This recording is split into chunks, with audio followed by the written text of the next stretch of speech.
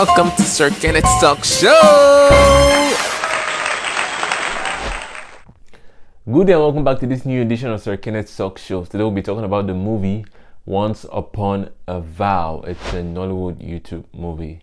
Before we begin, please note to hit the like button and subscribe to my channel and do not miss another episode of Sir-Kenneth's Talk Show.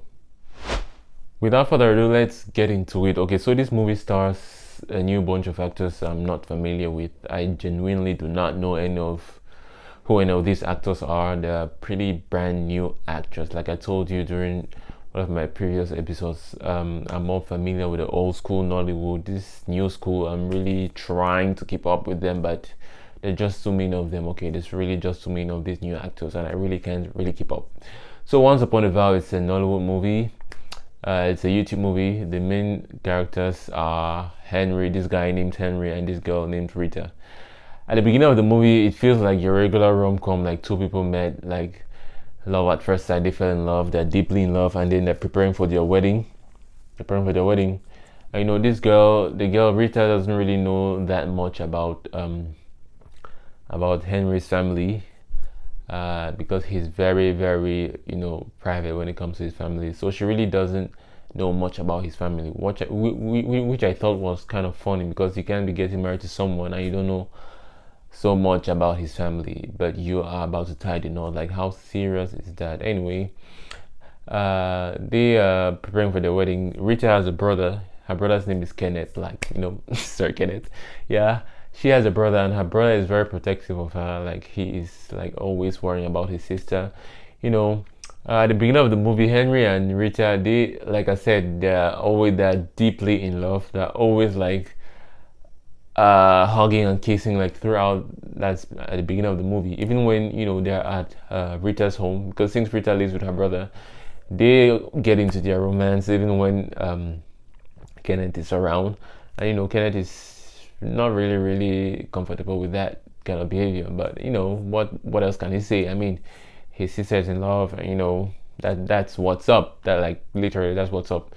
So there's this day, this fateful day, Rita moved into Henry's bedroom. That's when they're at Henry's home. She moved into his bedroom, and you'll see some old pictures, and she begins to go through. And once Henry saw her going through those pictures, he got really upset, got really mad, and warned her never to look at those pictures ever again. And she was surprised and kind of disappointed. Like, why would he react that way because of a bunch of old pictures? Like, what is wrong? Like, what is the matter? And then she begins to distance herself. She gives him the silent treatment. Rita gives Henry the silent treatment for a while, and he's really uncomfortable with it. And so then she finally decides to confront him, like, what's up with those pictures? Was that your sister? Like, tell me about her. And Henry is still very he's not very open about the situation either. He just explains to her that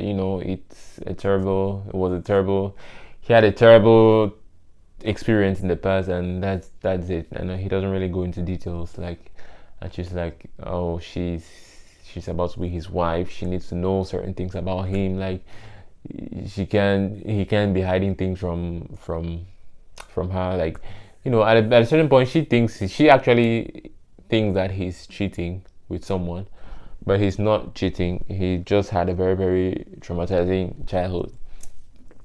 So they proceed with the wedding. His best man comes to town. I can't remember his name. Was it Leonard something? I can't really remember his best man's name. He moves into town. I know on the day of the wedding, like once they are at the altar, when the officiating minister asks them to make their vows. The girl makes her vows, says she's going to love him till death does them part. But when the minister asks Henry if he's willing to take Rita as his lawfully wedded wife, he says no. I was like, whoa, what is happening? Like, is this nigga for real? For a second, I thought it was someone dreaming, but as the movie went on, I realized it wasn't a dream. That was like real life. Well, in the movie, it was real life in the movie. I was like, wow, why would this guy do this? So he says no. He leaves Rita stranded at the altar and goes back, walks away, goes to his home, and he's like, "Yes, revenge is sweet. Revenge is great. Revenge is great." And I began to wonder what revenge he's talking about. So Kenneth gets really pissed off, and he goes to Henry's house to like fight him, to confront him, and that's when Henry tells him that it feels. How does it feel to watch your sister suffer? How does it feel to watch someone put your sister in pain? Like he said something like that, and Henry Kenneth didn't really understand what he meant at that moment, but he like just want Henry to stay away from his sister, never to get closer to her ever again. Like, and then he walks away, and then finally they confront each other again one more time, and that's when Henry tells Kenneth that his wife, his sister, his late sister Janet, was Kenneth's ex-girlfriend, and Kenneth. Well, I'm sorry. It's funny because I know a Kenneth, I know a Janet, and I know a Henry. So it's really funny using all these names. But anyway, Kenneth and Janet dated, were like in some sort of a relationship back in 2008. Mind you, this is 2024. And Janet apparently passed away in 2008 because well, Henry believes that she committed suicide because Kenneth dumped her, which was not actually the case technically. Okay, Kenneth dumped Janet because Janet got pregnant for somebody else, and so Janet couldn't take all the pain and she committed suicide. But in Henry's mind, Kenneth just dumped her because she was pregnant and he wasn't willing to assume the responsibility as a father of the child. So that's why Henry had been planning his revenge for that was 16 years of his life. Like, whoa, it must really be exhausting to spend that much time of your life plotting a revenge against someone. Yeah, so at the end of the towards the end of the movie, Henry realized that he was actually wrong, that all his plotting and revenging for his plot for revenge was actually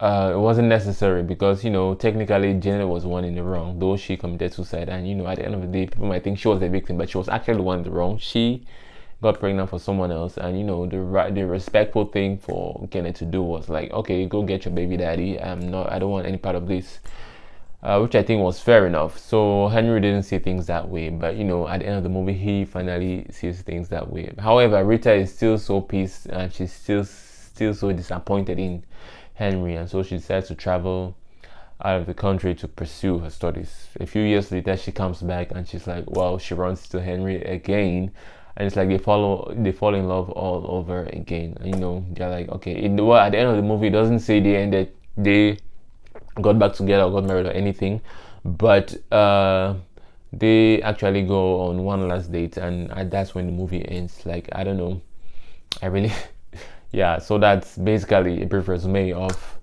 Once Upon a Vow. So what are my thoughts about this movie? The storyline, I'll talk about the storyline before I get into the acting. The storyline was intriguing, I'm not gonna lie. It was quite intriguing. It wasn't a predictable kind of story like most of the other movies I've seen.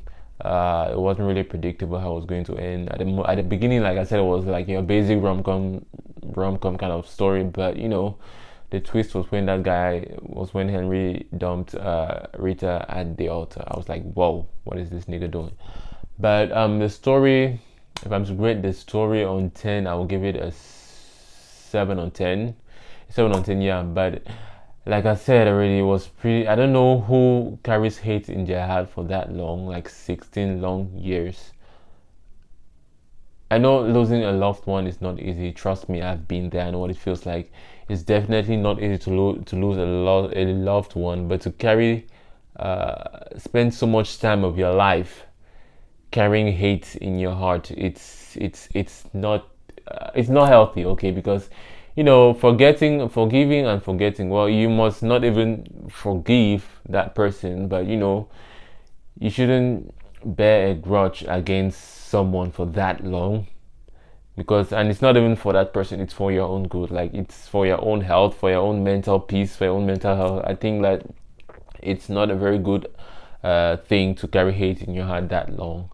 So yeah, that was like, I won't say it's I won't say that like destroys the story, but it's part of the story. But I don't know if there are people who carry hate in their heart for that long. I really do not know. Yeah. As for the acting performances, well, they all did okay. There wasn't any performance from anyone that I would say like, oh, there was a standout performance. I feel like they all performed at the same level. I'll grade each of them a 7 on 10. Yeah. So yeah, 7 on 10. Altogether, it's a 14 on 20. But divided by 2, 7 on 10. Yeah. So which I think it's great. It's great. It's an okay movie.